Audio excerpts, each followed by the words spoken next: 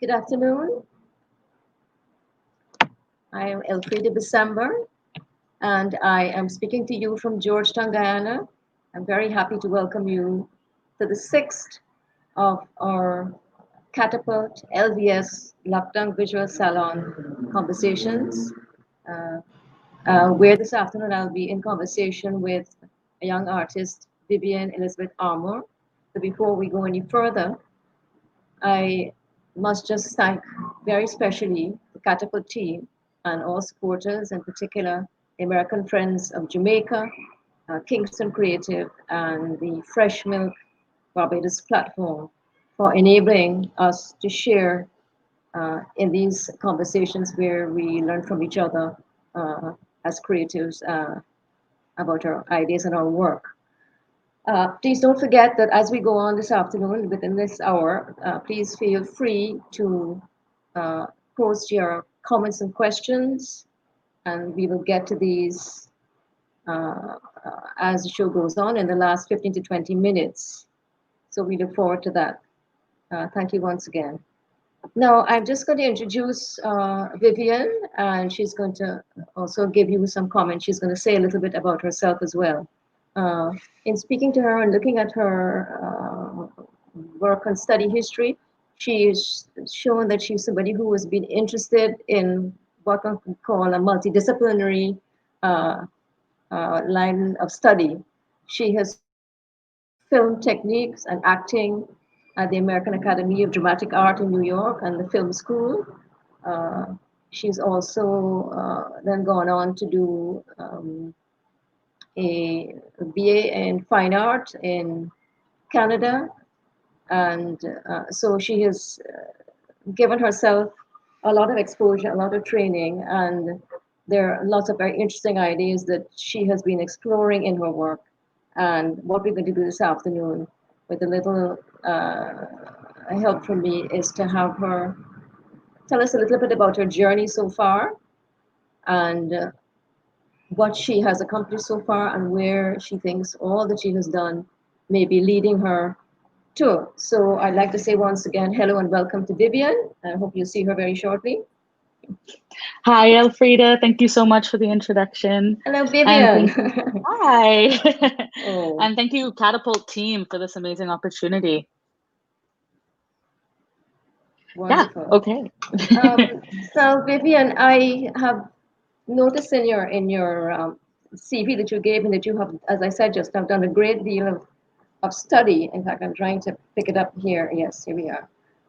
You've done, as I just said, you've been to the American Academy of Dramatic Art around 2010 to 2012. You've done some work at the New York Film Academy, where you did some courses in screenwriting, film and filmmaking, which is very useful because you're dealing in technique as well as the emotional side of things. And then you went to the Vancouver Film School for a film production diploma, and then Simon Fraser University on the BFA program, and then to the Emily Carr University for the last 4 years, where you're doing the Bachelor in Fine Arts as a major, with social practice and community engagement as well as a minor. So, and you just left there a few months ago, right? In May. Right. So, as I said, to me, it's very intriguing because I'm seeing here that you've taken the opportunity to learn a lot of things and follow a lot of passions and interests, and as well as trying to obviously have the opportunity to develop your ideas and your interpretations of things.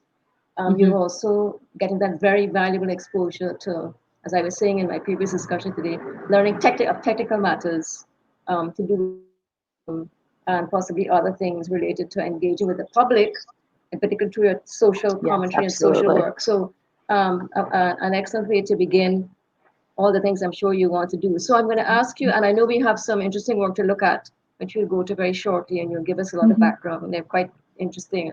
So would you like to just say a little more, take a deep breath and tell me what you have been planning, what you wanted to do, and how far you've gone on that track so For far. sure, absolutely. Thank you. So I've had a really interesting upbringing. You know, my mom worked for the United Nations as a conflict resolution specialist. So my sister and I followed her around the world, to different cultures. We lived in Bosnia when I was 10. We lived in the Netherlands for 5 years. And then I moved on. During that time, learning about all these different cultures and all these different people, storytelling became such a big part of my life and how I view the world, how I communicate with the world. And especially in places where I didn't speak the language, visual storytelling was how I would communicate with other people. So naturally, it felt very natural for me to pursue acting and theater as a career and I did for, most of my adolescence. That's what I focused on. And through that, I'm a person that loves learning. I really do. I just love absorbing new skills. I love the environment of learning and getting to learn from different types of people. So I think that I never really made a conscious decision to stop acting. I more followed theater in every opportunity that it gave me towards film. And my goal for getting into film was to learn even more about the production of acting and all of the roles involved in that. But I found, though, when I got to around the time that I was in theater school, and if anyone watching has done any theater, you know that it really makes you unpack your whole soul. You dissect yourself in a very public manner. And I started to learn, from these amazing opportunities I've had to travel the world, how much I was silencing my Caribbean voice in that experience, like how whitewashed I was becoming. And especially when I got to Vancouver and was studying film, I noticed more and more, especially as I got more and more of a lexicon and a language to describe these things, how I was assimilating and I didn't have a Caribbean voice and I didn't have a Caribbean identity, I felt. And Vancouver was hard because there was like no Caribbean community, really. So that was difficult for me. Surprising, right? Yeah. Surprising in a way, because the diaspora is everywhere, basically, Yeah, everywhere but Vancouver. There's a lot more like Trinidadian people in Calgary because of the oil community there than there are in Vancouver. Interesting. Yeah. Yes. Mm-hmm. In fact, my brother figures they were both in Calgary. But I digress. So through working in the film industry, I really started to reconcile this like need for connecting with my roots, with my Caribbean upbringing, and just people of color in general. And I found a lot of frustration in the acting sense that I was being, put into these small pigeonhole boxes. I mean, they literally used to cast me as Pan Brown. So that was my label. And I hated that.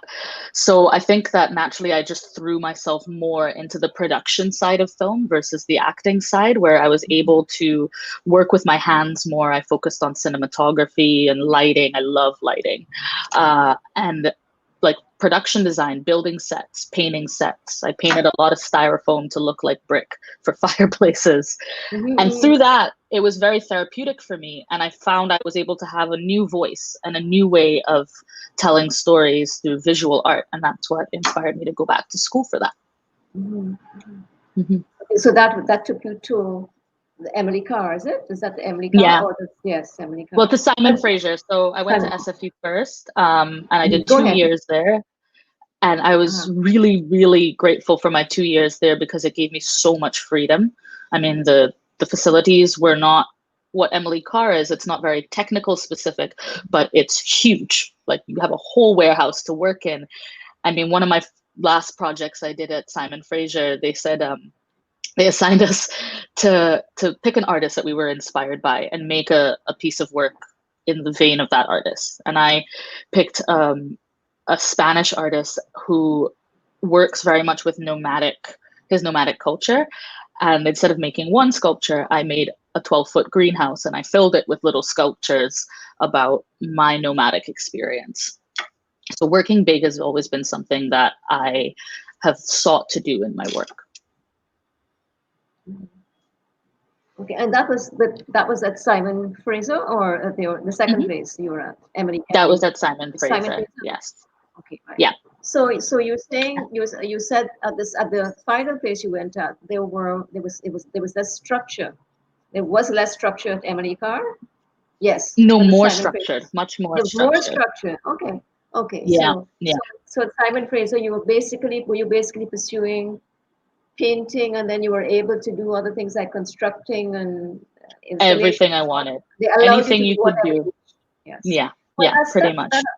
that's wonderful, because I know that that does happen a lot, particularly in the last umpteen years, where Hmm. academic training, so-called, of visual art has changed, but it does vary from country to country. Some are still, I It think, does, maybe yeah. pretty strict, and they want you to specialize and so on. Hmm. But Hmm. again, that what I'm picking up too is that when you get that freedom, and I presume you also had supervision and guidance. Did Hmm. you? Did you have? Hmm. Yes. So Yes, the, definitely. right. So a bit of discipline went in there, right? So in other A words, you bit, could yeah. do, yes, you could do what you wanted, but within a framework where people were still overseeing and maybe just gently giving you some advice, or you were, Lots of advice. It was more that they didn't try to make you make a certain type of work, and they right. didn't try to we called it a duct tape school because they Oh, didn't have all of these fancy facilities, but you were able to make whatever you could imagine with the materials that you could find, as okay. opposed to when I went to Emily Carr, which I wanted to do. I wanted to learn more very like specific material use. I wanted to learn ceramics. Mhm. Um, there was just a different energy and a different approach to the teaching there. So you found it more constraining, I'm thinking. Am I hearing? Did A you find it bit. more constraining? Yeah, a little bit. I found that, I mean, Emily Carr is a really prestigious school. It's a very big community of artists, whereas SFU was like 50 people in total for Oh, all the years combined of the art really? students. Okay. Yeah, Very yeah. small. Very Very small. Very. small. And we were in our own little like nook, Yes. our own little warehouse. But Mhm. at Emily Carr, it's almost like you have too many options. Um, but you also, everything is about the technical at Mm. Emily Carr, I which, tell you something. Sorry, go mhm. ahead. Which No, what? no, you can. Continue. Oh, I was just going to say, which is something that I asked for, but then again, like, be careful Ah, what you ask for because then it could be a indeed, bit constraining. Yeah. indeed. I tell you something though. Partly because I'm not so familiar with institutions in Canada, I Hmm. sort of looked up. I think I looked up Simon Fraser, but I also looked up Emily Carr, and of course, Hmm. as people say, I was blown away by that absolutely fabulous building. Emily Carr, Yeah. absolutely stunning building, and I was at the Uh, atria, and I thought, I remember thinking, might this be actually quite intimidating for some youngsters to come into this yeah. temple of glass and steel and It color, and really is a temple of glass and absolutely, steel. yeah, Yeah. absolutely beautiful. Hmm. But I just thought, and I thought, Hmm. wow, you have everything you Well, need here, but it could be very intimidating, at least for a while. yeah, actually, when I first started, I was lucky enough to join Emily Carr in the last year that they were on Granville Island, which Right, was I an mean, artist community, exactly. And they, yes. rented a couple of different types of buildings, and there were art studios around, working artists that you could intern with, art supply shops, all Right. kind, just a wonderful hub of creativity. But then Mm-hmm. after a year, we moved to the new building in a completely sterile location. No art Mm-hmm. stores, no Amazing. community Oh, around, but just nothing. this fabulous And building. just Just this the fabulous fabulous, building. yes. Yeah, just this fabulous building. But even like, to get to put your work up, you had to fight to put your work up. You had to jump through a lot of bureaucratical hoops. So they had this beautiful, gorgeous white building where you'd think we could put work anywhere we wanted, but that was not the case. It was too Yeah, much of a showpiece, maybe. too much of a showpiece. Yeah, That's absolutely. absolutely fascinating. Oh my gosh. Hmm. Oh my. Very interesting. So in other words, anyway, you were there for 4 years, 3 to 4 years, I think. Did you Yeah, say? yeah. 4 or 5 years. I took a sabbatical, came home when all the hurricanes happened, Mhm. but Okay. went back. Hmm. And so what track were you on? Again, were you on several tracks and just trying to find your way in each of them? Or were you trying to focus by then, I think, on painting? Yeah, Were you I really focusing on painting focused on painting and ceramics. I wanted and to double ceramics? major in both of those things. Um, and as a painter and a ceramicist, I approach my work very differently. So with painting, I use a lot of very vibrant colors, and I try to paint in series, very large scale. And I've recently started incorporating a lot more natural elements into my work. So spices, yarn, embroidery, kind of just pulling more mixed media into it. Whereas with ceramics, I'm much more of a purist, and I like to work with, I have worked with different, like making my own glazes and things. I made that raku fired mask in the background, which was an amazing opportunity to work with raku. And but I also really, really love just the raw materiality of the clay itself and how that looks and the different things you can mix into the clay to be part of the body rather than like a surface treatment to the body. Right. Perhaps we can look at, we have a few pieces. Maybe we could look at one of them, because yes, let's jump in. You can tell us what phase of your time there it was being done. Was it in the last 2 years?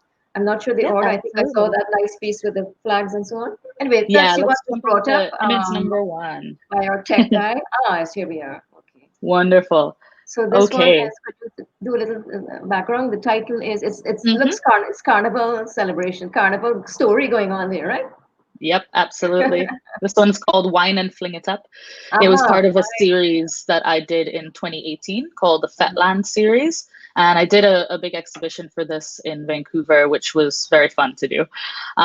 Mounted it, and I like to make my exhibitions very experiential. So, I included rum, I included lots of plants, I included music and everything. So it was a bit of a party exhibition so that you really got to feel the energy of what I was painting about, which was carnival, but in a Canadian context. Okay, right, sure. So what material you were using? Is this basically acrylic? Are you mixing acrylic with other found acrylic and oils? Yeah, I like to use a lot of different temperaments for the base of my paintings. So I work with acrylic, I work with inks. Sometimes I hand dye them with pigment that I soak the canvas in. This one, it was a combination of pigment and acrylic and ink that I've soaked into the canvas. So I don't like to prime them. At least for this series, I didn't prime them. I primed certain areas with clear gesso, and then I went into it so that it really seeps into the canvas. And when you see it in person, it's very saturated. Yeah, it's very saturated, very saturated. Well, the color is rich enough, though it's just a pretty small image we're seeing of it. Huh? So how big would this piece have been? This is how much? This was a big piece. This was 6 feet by 5 feet. Right. Okay. Yeah, and it was one of 8. The largest of that series was 8 feet, and the smallest was 4 feet. And so how I mounted them. Go ahead. No, go ahead. Okay, I was gonna say how I mounted them is I kind of put them a little bit higher up so that they're looking down at you and really immersing you in the energy of what's going on in the images. But when you said there were 8, there was a set of 8. Were they linked by the same theme, or were they were loosely linked by the same theme? Right, loosely linked by the same theme. All Carnival 2018. 2018, right? Okay. Yeah. I do a lot of photography when I travel and turn, bits of my photography into series or bodies of work. So that one was very carnival based and very much about the pretty mass. And I really wanted to explain to, this white Canadian audience that I was in my school, what our culture is about, but not just the hypersexualized perception that they have. You tell them a carnival and they're like, oh, Rihanna, oh, okay, beads and everything. But they focus so much on the sexualization of women and talk about it in a way like we don't have agency. And I take offense to that. So I really liked to make my work something that is, you're forced to look at it and use these bright colors, and you can't escape the way that we move our bodies and take agency of our bodies. And it's not something that's supposed to be lewd. It's something that's supposed to be expressive and free. Okay, so and so all of those pieces, and they were in show for how long? They were in show for how long? Was it a really short period? How many people did you find were coming in and interacting and getting the point of what you were saying or depicting? Yeah, I had one show because I had 2 different shows. I had and then I had, of course, like showing it at my school, but aside from school I put on 2 exhibitions. And the first one was attended quite well, which I really enjoyed, by people that I didn't invite. I actually met a bunch of girls from Ghana that came, and they loved the colors and the movement, and we spoke a lot about like trying to exist in this very sterile environment that we're in Canada. And then the second one was on for a month, which was a really great opportunity. I was part of a studio outside of school, and I had the opportunity to mount it for a month. So that was great. Okay. So in other words, though, was the exhibition of painting, was it part of your school program, or was it that just you had done some work and you were allowed to go and exhibit publicly? Was it part of the whole? No, it wasn't. That Was was it part something of that the, I part of the created. course? Okay. No, it wasn't part of the course. Like I did the work. Some of them I showed in school, but for the most part, the exhibitions I mounted, I did that myself. I made those Okay. opportunities happen for myself because of how confined I felt to show work at school. And they didn't object to that. No, they didn't. If Okay, anything, they that's were good. happy to have me showing it outside of school and not inside of school. Again, I'll this tell is a this is little story again about this one. this is Mhm. Emily Carr again. You were Emily Carr by then, yes? Yes, Yeah. yes. Oh, well then, yeah, that explains it. Okay, now this is the Mhm. second one. Yes, people are So having a this is great another time. one from the same series. Yeah. Mhm. I'll give you an example of how the institutional pushback was at Emily Carr for me. I mean, like, there was maybe one other Caribbean person, two other Caribbean people I ever met at Emily Carr. So the kind of imagery and the kind of colors and stuff that I used was so different from what everyone else was doing. Um, and it wasn't always received well.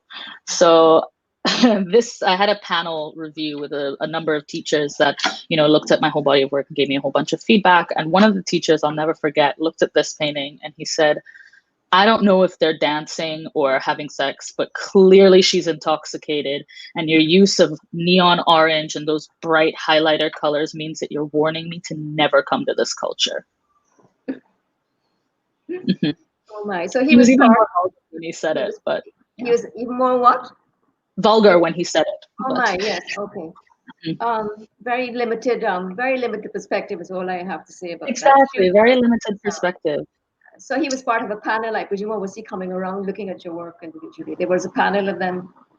There was a You panel, yeah, and no, it was like quite an in-depth panel. I had like 3 hours for them to give me feedback, and he just shut down at these images, which for me, it really helped me see like how different audiences are going to react to something that is so, to you understand where it comes from, but it's not always received that way. But it just made me want to work bigger and bolder and not take things to heart as much. Right. Could Mm. we before we go to another maybe? So was he? Are you trying to say too that he was not unique in having this perspective on your No, work? yeah. Or were there others who got the point of it a little more or more receptive, or were they mostly? There were other students for sure. And I'll talk about this a little bit later as we get into the more traditional mass stuff that I was exploring. But I definitely found through the school that, I was not unique in having pushback either. The other students of color, particularly the indigenous students at the school, were Right. also receiving a lot of pushback. And so naturally we kind of gravitated to support each other and having similar themes of wanting to celebrate what before was banned, for instance, especially in context with the First Nations in Right. Canada. Mhm. Right. But that is so unusual because you would think, and I mean this happens almost all over the world. We all have stories where you can't believe that people who should be Mhm. avant-garde, to put it mildly, or advanced in their thinking, put it another way, seem so shut down and so hermetic and so negative. Yeah, And you can't believe they have so much authority, or even to say the word agency, they have so much power over young people, yeah, particularly. And and instead of, being allowed yes, to do your yes, work. Yeah, I mean, you would think that they would try to make an attempt to educate themselves in a general sense, in hmm mentally and intellectually. Because even all the many years after I was at our school, I know we also, when I was at school, had similar things going on. You had a handful of people who, very small handful, who were extremely sensitive, and no matter what their work was like, they had something relevant and supportive to say to yeah, you that could actually help you. And the others were just like, if you didn't paint like them, they didn't want to yep, know you. And we used to just have a lot of fun, kind of like, what's wrong with these guys? So it's yep. odd that it still continues, even though you would think by now we've all advanced in so many ways. But Mhm. It is. It interesting, is. I know. very interesting. I had Yeah, Go ahead, go ahead, go ahead. I was just going to say one more note on this. I don't want to Yes, focus sure. solely on my institutional No. pushback from the school, but I think it is important to note, because It's interesting. they're the people that are holding the keys to the gateway of like what curators are going to come look at your work in your final year, what feedback you're going to get, where your work is going to get showed. They do have so much say on this or in this matter. But I wanted to point out another instance where I wanted to make, and I did make, a 13-foot sculpture of a Moko Jumbi. And yeah, it was quite a feat. It was quite a feat. But for this, I brought in, my technical knowledge from working in film, from working in camera department and lighting and rigging, and being able to use certain equipment to build this giant structure. And I had to get a lot of, I was very thorough with the permission I got of where I could display it, and very ahead of time. I got permission a month ahead of time. And I was on track. And then the day before I went to exhibit it, they pulled my permission and they told me that I had to move him inside because what if a dog pushed it over overnight? What if a dog came and knocked over this 13-foot sculpture, and that would endanger the students and would endanger the building? And so I complied because what choice do I have? It's the day before my final. And then they went further to say that if I continue to install him inside, they worry for the safety of the other students' work in proximity to my sculpture. So they required me to chain him up to the walls. They wanted me to wrap chain link around this body, which was of a Black man, and tether it to the walls. And I was just completely taken aback. Are you serious? You want me to chain up this Black body for the privilege of displaying it in an institution that I pay to be in? And what happened? Did you have to go ahead and do that, or did you just take it down? I did, and no, they broke him. They wouldn't allow me to use the piece of equipment that I needed to install him inside. So they tried to make a ramp and put him on, like install him in a different way, and he shattered the day of the installation, and I was heartbroken. I was going to ask you. Yeah, I was going to say to you, did you in fact film all of this? Did you have a record of it? Because you really needed to have this down on film to blackmail them later on. Something when they're up for some prestigious award, you'll survive it. This is what. No, but to be serious, there were definitely teachers who had my back in that and were very, very appalled at the institution for that kind of treatment. That was to me very clearly institutional racism of what is and is not allowed. Because there was another student in my class who his entire practice was making large pots and stacking them on top of each other, and nobody asked him to chain his work to the walls. Amazing. So, but the tutors who had some sympathy with you and your work, did they, do you know if they represented you? Did they make any representation on your behalf? Did they? They tried, but it was kind of a moot point.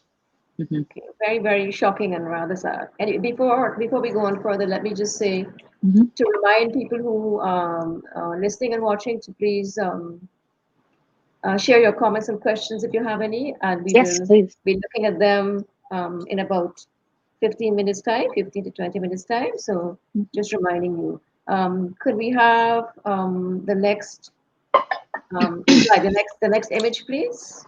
Yes, let's move on to the Blue Devils.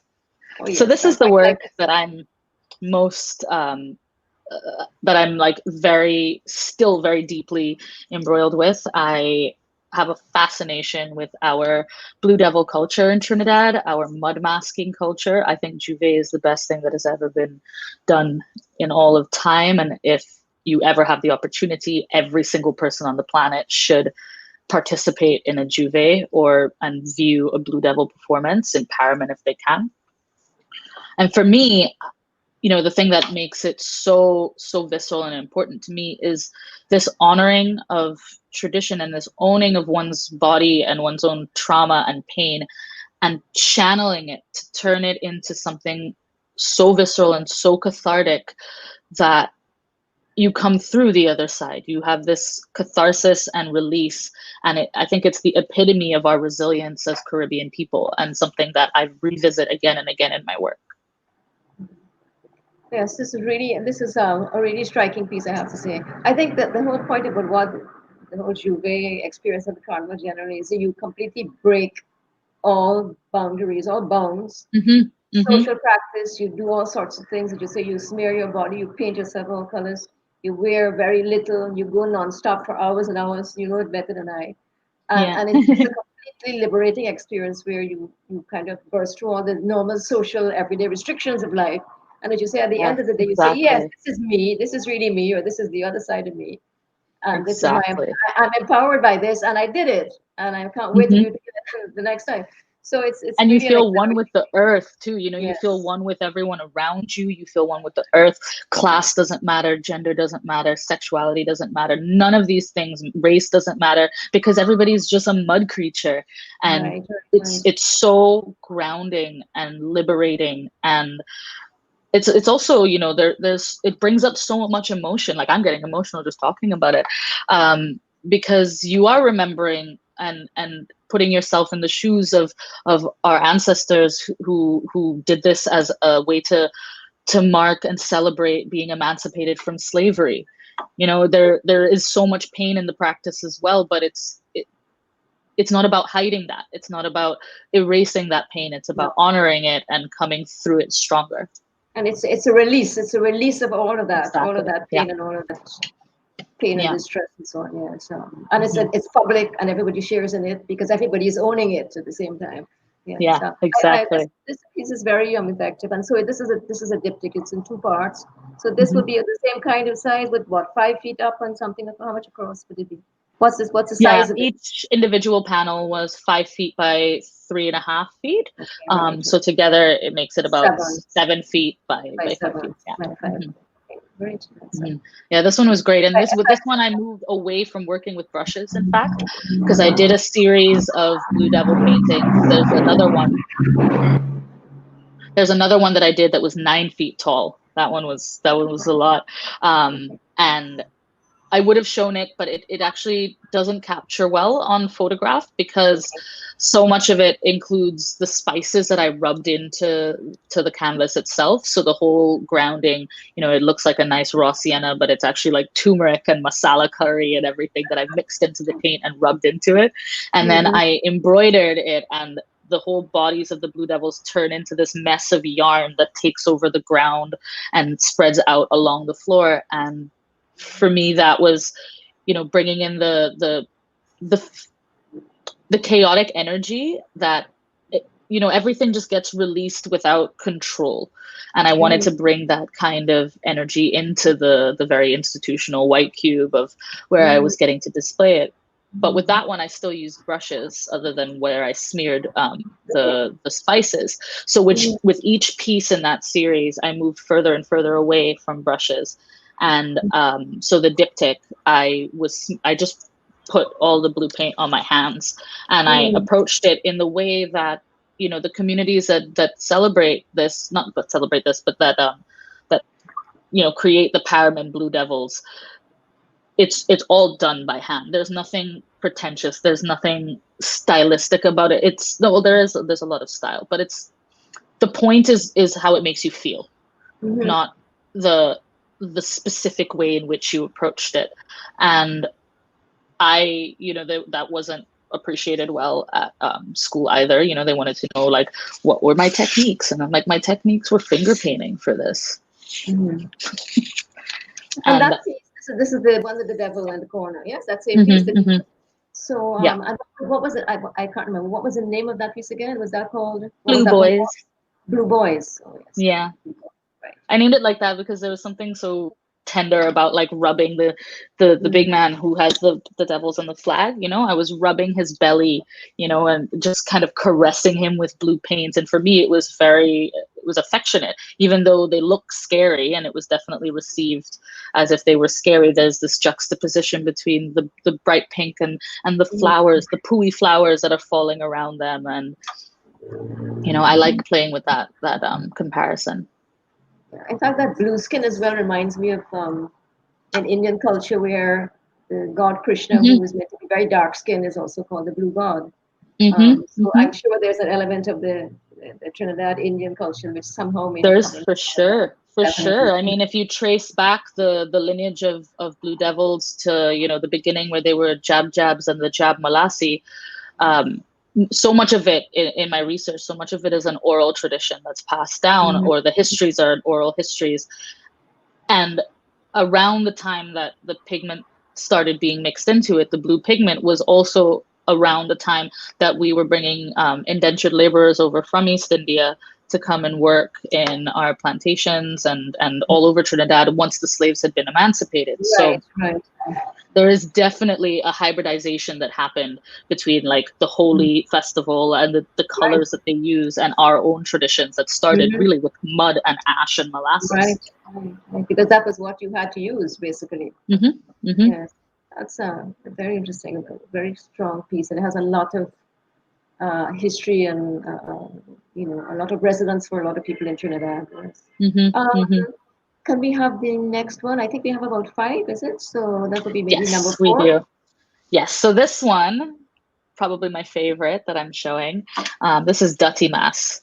And Mm. anybody who's played carnival knows that Dutty Mass is where that's what we call Juve. That's where you get really dirty. And this one, I went even further away from the brush, and I decided, I just hand painted these blue devils. Why not paint them with actual mud instead of trying to make paint look like mud? Okay. So I mixed up my own, because I work in ceramics as well. So I ground Right. down different types of clay bodies, and I ground different like pigments into them. I ground cobalt blue into some terracotta, especially with how much we use terracotta in Trinidad with Mhm. the Dias, the Wali festival. Terracotta is a big part of our culture, and all of our earthenware pots.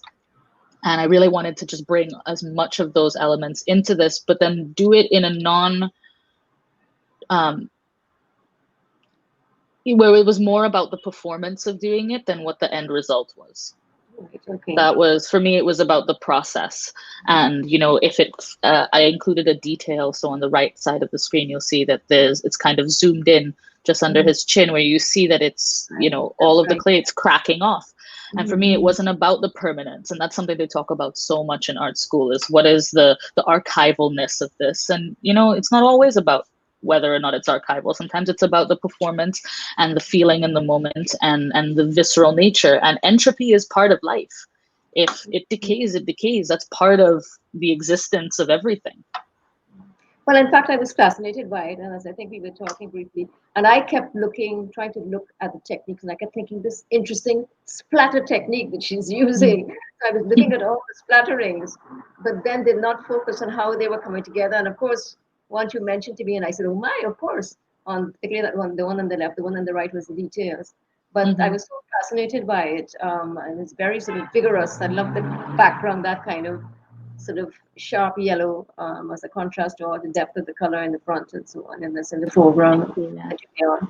So, and then of course you have the detail to show us how Mm-hmm. it looks, and as you say, how it might be cracking up. Of course, I know that sometimes it depends. A lot of artists now, as you know, as many of us know, actually what you call it, they build in the obsolescence. You know that phrase, built-in obsolescence, is supposed to mean Mm-hmm. you throw the thing away and you buy something else.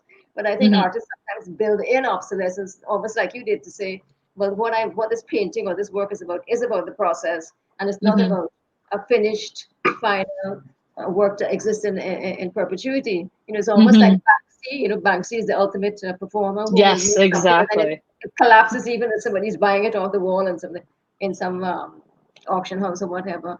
Yeah, There are exactly. people like that who are so subversive, so deeply subversive that they really turn everything upside down. And yeah, they're very Mm-hmm. unique. Not many people follow them literally or very closely, but they follow and they admire the attitude, the iconoclastic attitude to say, I can do what I want and I will shock people. And yet I'm having something maybe serious to say as well. Mm-hmm. So I Mm-hmm. think this is very, very a very nice piece because you are again exploring in some depth these very special figures that mean a lot to you and a lot to the people who in that particular period of time of release and celebration in Trinidad. Thank Um, you. no, you're welcome. I think, is there one more, Vivian? Or is Yeah, that the so we last? get Oh, yes, we ceramic. have the figurines. Yes, figurines. Okay. So Okay. these guys, Hmm. I'm very fond of them. In fact, I have one of them right here with me. Okay. This guy. So you can see Oh, him in the round. yes. So he is the one in the right side photograph, Hmm. yes? On the Yep. left and the right photograph. So we get a sense of his scale, how he measures up next to you. We get a little idea of his Yeah, size. scale, Yes, yes, yes. materiality. Okay, So for okay. this, I was really going back to that, that project I spoke about at the beginning, where I went huge and I made a greenhouse and filled it with sculptures. I really wanted to, wrap up my time at Emily Carr and my time in Canada, because I knew that at the end of Emily Carr, I was going to leave Canada and I was going to come back to the Caribbean and put down roots here again.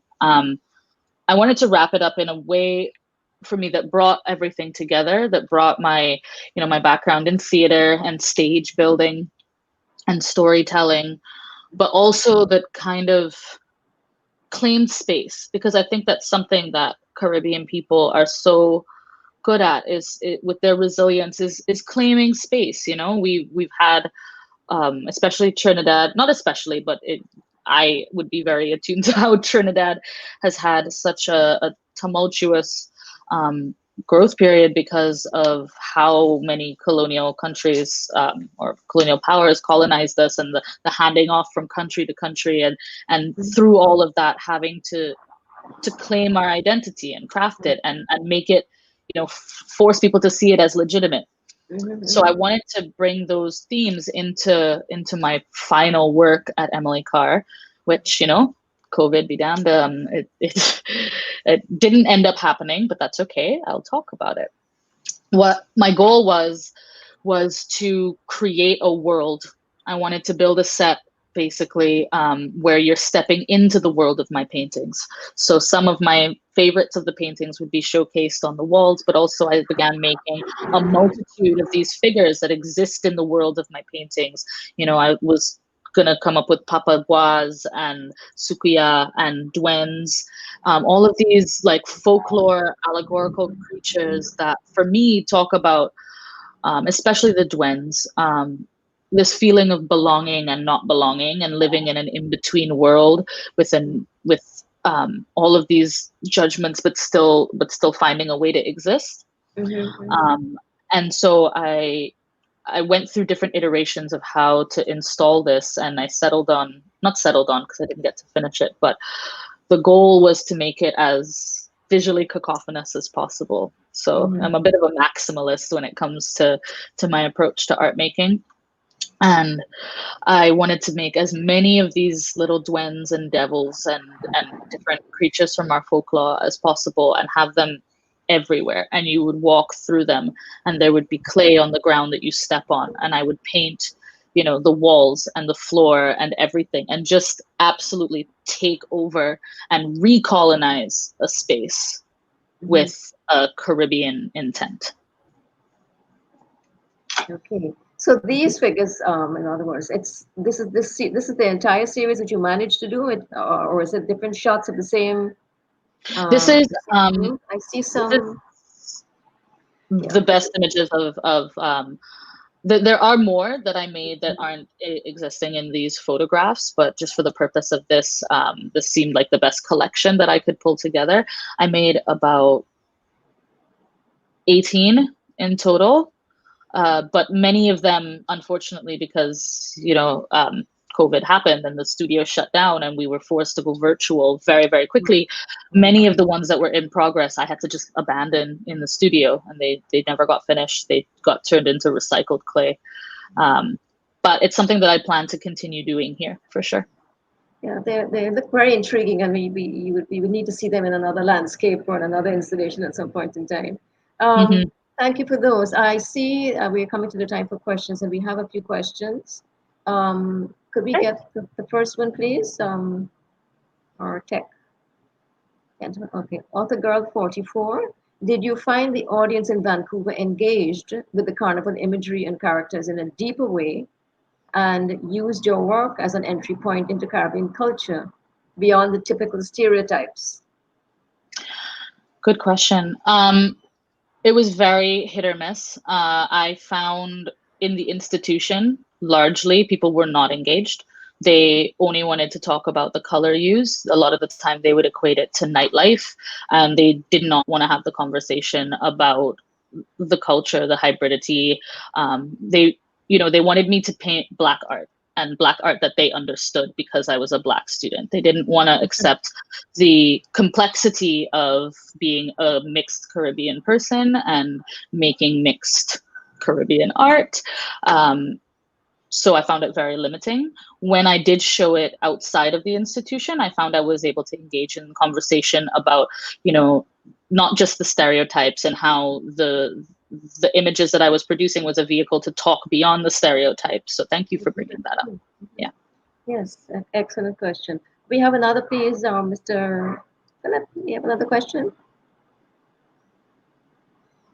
Okay, Annalie Davis, what's the return to Trinidad and Tobago been like for you, and has your return begun to impact on your practice in some ways? Well, it's been difficult because of COVID. I mean, I came back in July, so everything's been shut down and I haven't been able to collaborate in the way that I would like to.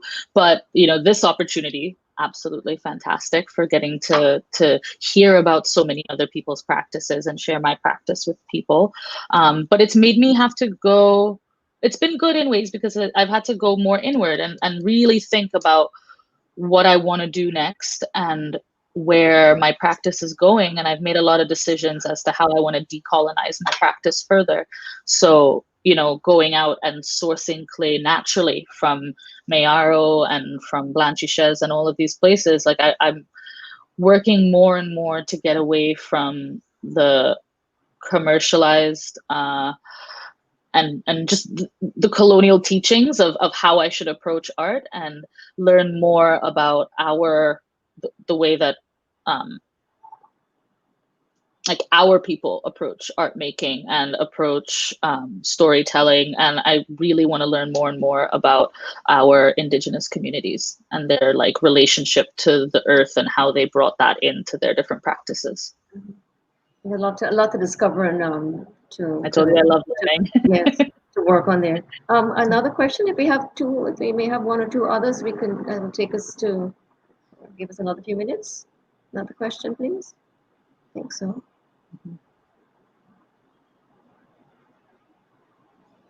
Okay, Natalia Vaquerizo, what's your ideal workspace like? Music blasting, silence.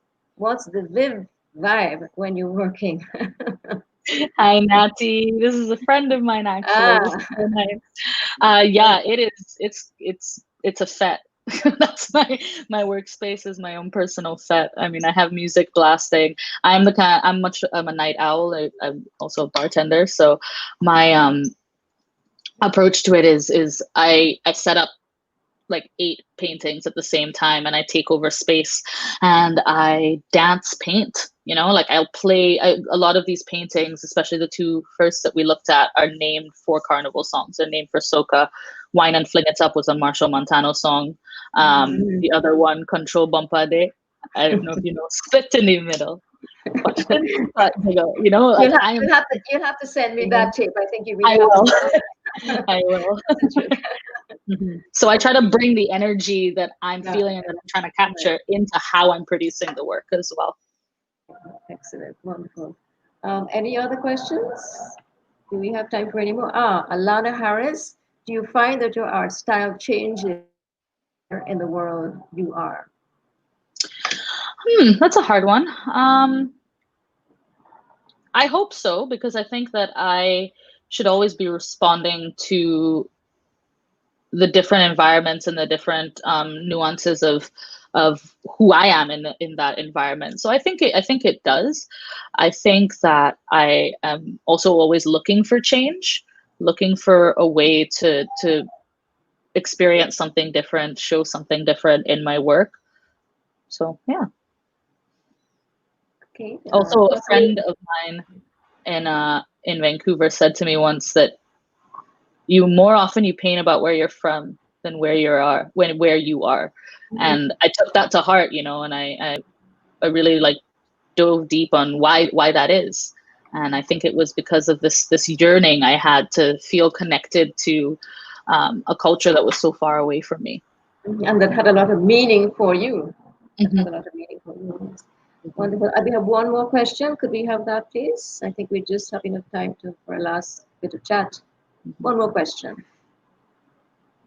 Okay, Tara Armour. That name's familiar. What is your favorite piece that you have made and why? What was different about that process from your other work? Favorite piece and why? Favorite piece. I think it really would have to be the Dutty Mass painting, and that one is the only work that I've approached that way, where I've really tried to hybridize my painting practice and my ceramic practice, and paint with mud. And that's something I want to explore more and more, because there are ways to bring painting into ceramics where you're putting painting techniques on pots, and you're which I do and I enjoy, but there was something really different about and performative about how I made Dutty Mass that I never planned, and I don't, it was so intuitive, and that's something that I want to explore a lot more in my work. Is just working from the earth and intuitively, rather than deciding what something should look like and working towards that. Fascinating. I think. Oh, am I saying that we have one more question? Yes, Okay. we could possibly. Time, I think. About 9 minutes. Yes, please. Sophia Habidus, what are some of the approaches that you'd like to move closer to in decolonizing your work? I would like to learn more traditional practices from indigenous communities. Certainly, I would like to incorporate more natural materials into my work, less store-bought materials. I mean, it's impossible in a modern world for us to get away from those things entirely. I already make all my own canvases, and I don't know if I'll go as far as I have begun learning weaving, but I don't think that I'll go as far as like weaving my own canvas. But as much as possible, finding ways to be intentional about the material that I'm using, and be constantly open to learning new and more natural ways of working. Fascinating. Before we do our wrap up, I just wanted to add a little coda or a little comment rather to your comment about your tutors in particular expecting you or wanting you to paint whatever that is, black art, or you have to reflect some sort of black or colored or whatever experience. You know what I'm saying? Because this exactly echoes what a lot of sort of senior artists, like in the UK, in the US, sort of big name people in that generation, sort of like mid 20th century. They're born around 1920, 1930. Somebody like Frank Bowling, who's a Guyanese artist who had to wait 50, 70 years to now crack open the art world ceiling and getting millions for his paintings, because he's had big shows in the UK and so on. And there are others similar. And then when at one point he was shut out from the UK, though he was so successful, he was in the generation, he graduated, he was in the year with David Hockney and Abi Kitai and sort of big names like that in the UK. But even after a while, he realized he was not keeping up with them for various reasons, because he was just a black painter, artist from Guyana. Went to the US, things are better in a sense, it's more open, more free. But even there, he said, that black artists were expected to only paint black themes. And that meant, protest, slavery and emancipation and stuff like that. But for you to be an abstract artist was somehow unacceptable. Yeah. Black people or black artists are not supposed to be painting abstract. Maybe it was thought to be too cerebral, to be too abstract, But there's no way to tokenize you if you're if you're painting abstract. You can't become the token for them to have a discussion about something that they otherwise don't want to. They just do not accept, and it shows you that way people will almost automatically, whether they realize it or not, will condescend and put you in a box and say, no, you're not supposed to do that. That's nothing to do with you, or you can't do that. And it also, of course, has happened to women. We all know. You're a woman, so you can't do that. So anyway, I'll leave it at that. Or And anything that you paint as a woman has to be a commentary on feminism. You know, you can't just paint a flower. Now it's a feminist flower. And, yes, you know, there are these predetermined labels of what your work has to mean yes, that I find can be quite arbitrary. I went to the on a museum tour once in Vancouver with school, and there was an artist who was painting with purple drink with scissor. uh-huh. And the curator turned to me to explain what purple drink was, being the only Black person in the class. She was like, "You can explain this, right?" And I was like, "No, I'm not gonna. Not gonna. Why don't you explain it?" So You know, it, those kind of microaggressions that. yeah. So it was considered what, exotic and weird, and so you were the most exotic person who had to Mhm, do the mhm, interpretation. Yeah. mhm. It's part Yeah. of. It's, I suppose you could say, it's part of just the challenge of living, particularly if you're an artist. You are, well, any kind of technical or intellectual activity. Yeah. Women and But there's people a of flip color side will too, often actually. get controlled in that way. hmm I wanted to mention this before and I forgot, so I'm glad that we've come back to this. But you know, there's a flip side too of, take Peter Doig, for instance, right? Very amazing, celebrated artist in the Caribbean and internationally. At Emily Carr, they only taught him as a a Scottish Canadian artist. They completely leave out his connection to the Caribbean. So much so that I felt the need to do presentations and explain to them how wrong that was. I mean, he has a 30-year plus career of working with Caribbean artists in the Caribbean. So much of his work is about Trinidad. He's lived here. His kids were born here. He lived in my friend's house. Like, you know, and for them to completely erase that part of his career is an erasure of the whole legitimization of Caribbean art. Like he can't be a Caribbean artist as well because he's this celebrated white Canadian artist or British artist. Those two things Well, can't it's, exist yeah, well, together. that's sad. In fact, well, of course, he is Scottish Canadian, and he's, to all intents and purposes, he's a white artist.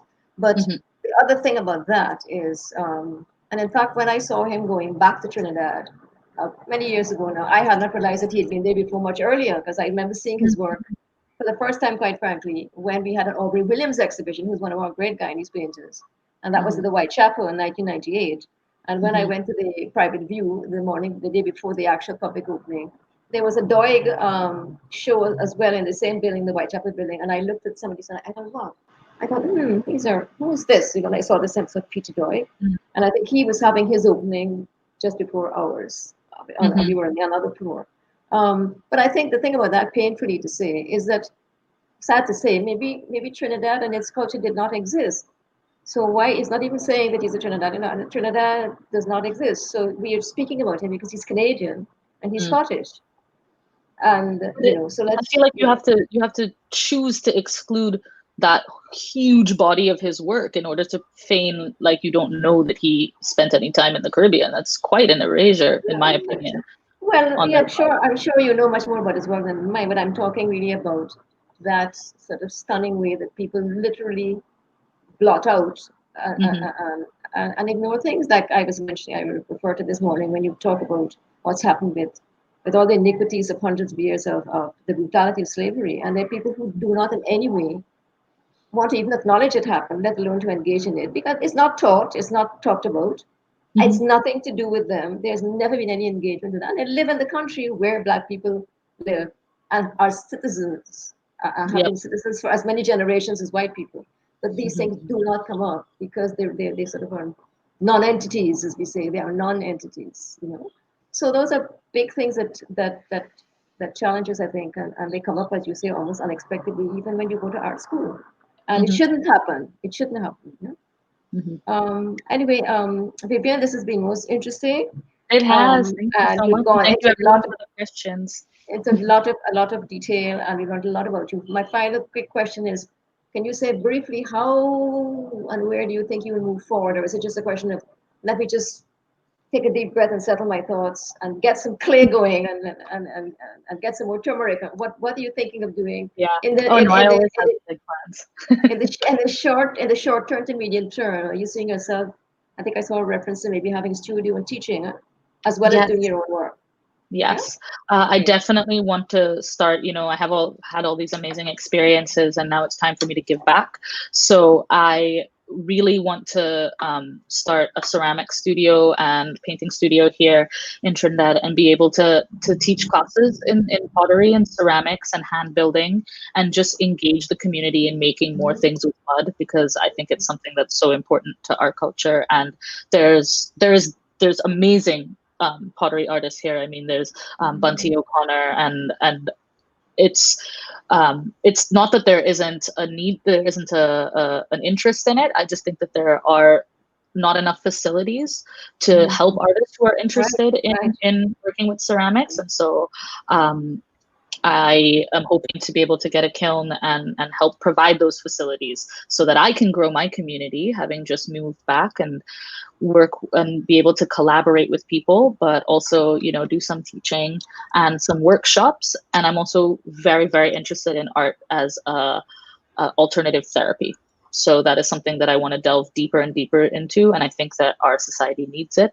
I think with the influx of Venezuelan refugees, especially, who are so vulnerable and need mediums in which to reconcile their feelings about being displaced, and the way in which, sadly, some of Trinidadian culture has treated them. I want to be able to work with children in those communities and women in those communities to, find therapy through art in the way that I've found therapy through art. Yes, yes. Well, I'm sorry to say that we have to bring this to a close. We've gone over our time a little bit. So, Vivien, we wish you great Thank you good so luck. much. Keep up all that energy and enthusiasm, and I'm sure there's so much for you to do with all the talents that you have, and they're much needed in Trinidad, and I'm sure in the Caribbean. So thank you very much once again. Thank Um, you very much. And hopefully I'll be able to come to Guyana when borders open up. certainly, And certainly. yeah, One of this these. has been amazing. And thank you very much to the Catapult team, Fresh Milk Barbados, Kings and Creative, American Friends of Jamaica, and everyone who tuned in and sent questions. Thank you. Yes. So thank you to Catapult and all the supporters and sponsors, the American Friends of Jamaica, Kingston Creative, Fresh Milk, the Fresh Milk platform, for bringing all these wonderful conversations to the public and for us to share with each other in exchanging ideas about our practice and our work. So thank you very, very much for listening. Um, Thank you to the team, the tech people behind Yes, thank today's you, tech people. conversations. And I just want to remind you that two more LVS lockdown virtual salon conversations will be coming up next week Tuesday and two next week Friday. So please keep listening and looking, and visit the Facebook and YouTube pages, and keep engaged, and please keep supportive. We thank you very, very much.